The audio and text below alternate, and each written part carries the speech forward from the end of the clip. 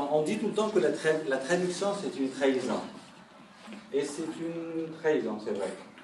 Parce que la langue, chaque langue a un monde imaginatif différent. Une trahison, on en a besoin d'elle. Sans ça, je ne pourrais pas lire Verset à Marrakech, par exemple, que j'adore. Ou je ne pourrais pas lire Tolstoï. Donc, un Russe m'a dit un jour, est-ce que tu crois que tu as lu Tolstoï? Non, Tolstoï ne peut se lire qu'en russe. Je dis d'accord, mais j'accepte, mais je l'ai lu en arabe et j'étais hyper content. Donc on accepte la trahison, mais c'est une trahison certainement. Le texte, mon texte en français, il est différent qu'en anglais, différent qu'en italien et très différent qu'en arabe. Mais c'est pas grave, c'est comme ça tout le temps, donc on s'en fout.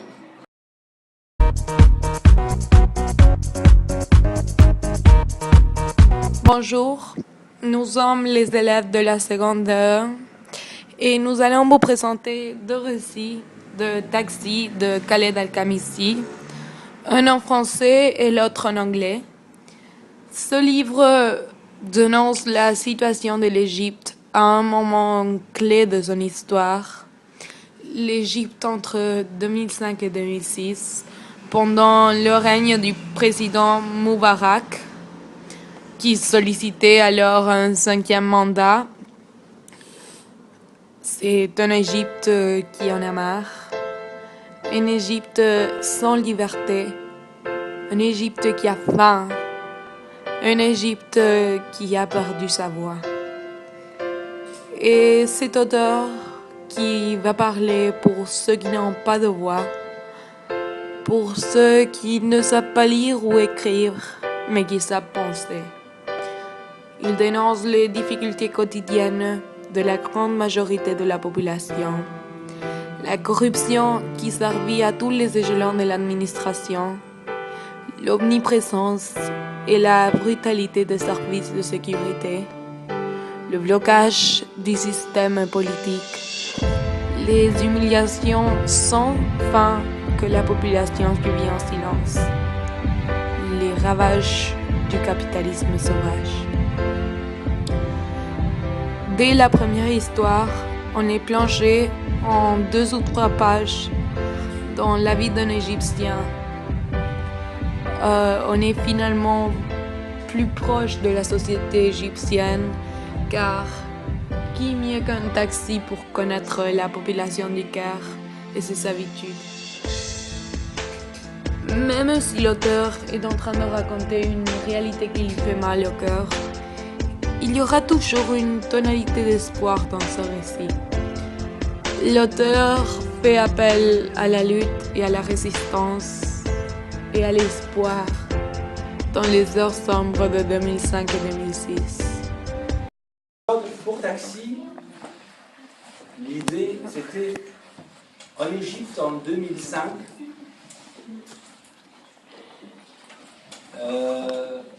Ce qui s'est passé dans cette année-là est vraiment très fort. Il y avait une crise économique énorme, il y avait des élections parlementaires, des élections présidentielles, tout le monde était en colère, la rue bouillonnait, vraiment bouillonnait, et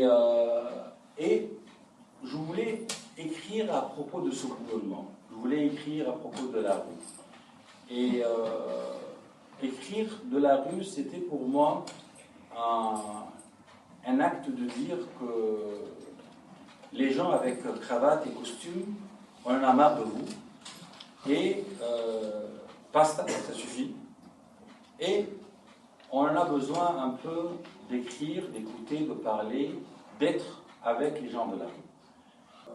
Il y a tout le temps une idée que les gens illettrés sont bêtes, n'ont pas réellement de quoi dire. Et je ne suis pas du tout convaincu. Je suis totalement convaincu que l'être humain qui a les yeux ouverts et les oreilles ouvertes aussi, peut réellement dire quelque chose de très important pour l'humanité. Et donc, C'était exactement ça aussi l'idée. C'était de donner la parole aux gens qui n'ont pas généralement la parole. On va commencer par la première nouvelle, celle qui nous a introduit dans le monde de cet écriteur.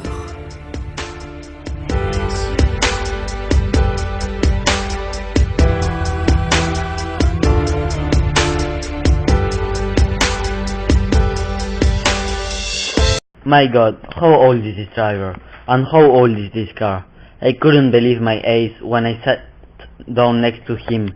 The wrinkles on his face were as many as the stars in the sky, and every wrinkle pressed gently against the next to make a kind of Egyptian face sculpted by the father of modern Egyptian sculpture, Mahmoud Mukhtar. His hands gripped the steering wheel, and as he stretched out of the retract his arms, I noticed the prominent vines, like watercourses nourishing dry land with neither water. He trembled slightly, but his steering wheel did not move left nor right. The car kept moving dead ahead, and from his eyes beneath his giant eyelids, there emitted a state of inner peace, pervading me and the world with a sense of reassurance. Just by sitting at his side, through the force field he emitted, I felt that life was good. For some reason, I remember my favorite Belgian poet, Jacques Brel, and how wrong he was when he suggested that any form from death was preferable to growing old. If Brel had sat next to this man, as I was now, he would have been rubbed out of the poem with an eraser. You must have been driving a long time, I said. I've been driving a taxi since 1948. I hadn't imagined that he had been in the trade of close to 60 years. I didn't dare to ask how old he was, but I found myself asking about the outcome. And what I wonder is the essence of your experience. What do you can tell to someone like me so that I can learn from it? I said. A black ant on a black rock on a pitch dark night provided for by God. What do you mean?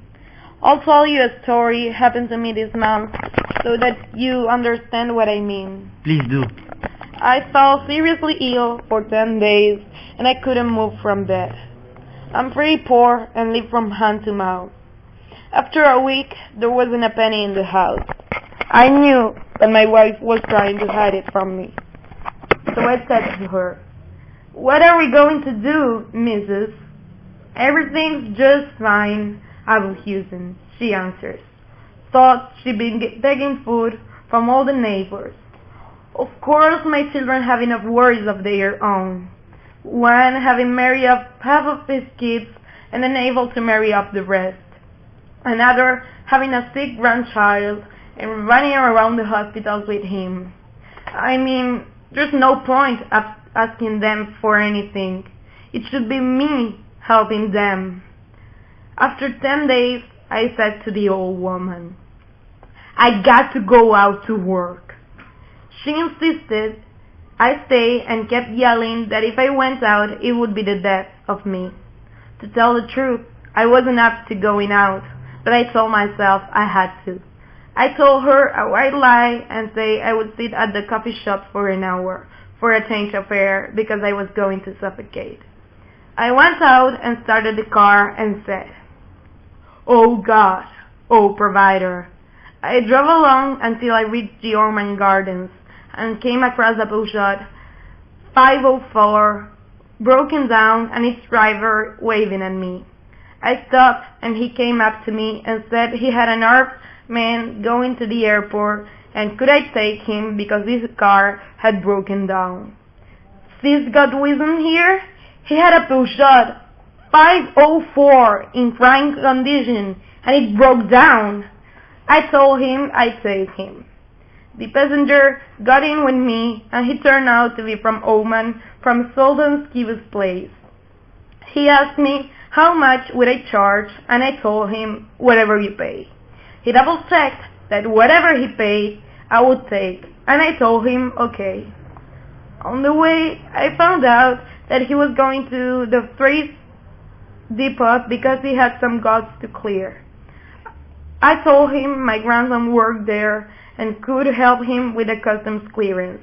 He said okay, and in fact I went and found my grandson there on duty. Mind you that of course I may not have found him. We cleared the things he wanted to clear, and I took him back to Ducky. Again he asked me, "What will you charge, old man?" I said we'd agree on whatever he would pay, and he gave me £50, which I took and thanked him and started the car. He asked me, "Satisfied?" and I answered that I was. Then he told me, "Look, old man, the customs duty should have been £1,400, and I paid £600. That makes a difference of £800 that are your due, free and clear, plus £200 as the taxi fare. Here's £1,000, and the 50 you have is a gift from me." See, that means one fare brought me £1,000. I could work a whole month and not earn that. See, God brought me out of the house and made the Peugeot 504 break down and set up all the elements for him to provide me with his income. Because it's not your earnings and the money is not yours, it's all God's. That's the only thing I have learned in my life. I go out of the taxi regretfully, for I had hoped to sit with him for hours and hours more. But unfortunately, I too had an appointment, part of the same constant struggle to make a living.